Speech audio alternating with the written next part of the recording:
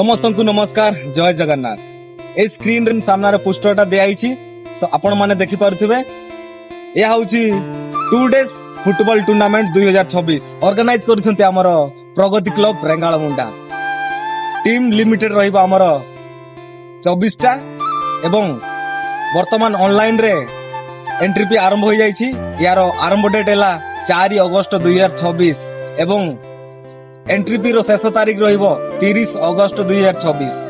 मात्र आपण माने 2999 टंका देकी एंट्री फी करि पारिबे एवं हमर फर्स्ट प्राइज रहिबो 30,000 एवं सेकंड प्राइज रहिबो 25,000, थर्ड प्राइज रहिबो 10,000, फोर्थ प्राइज रहिबो 10,000।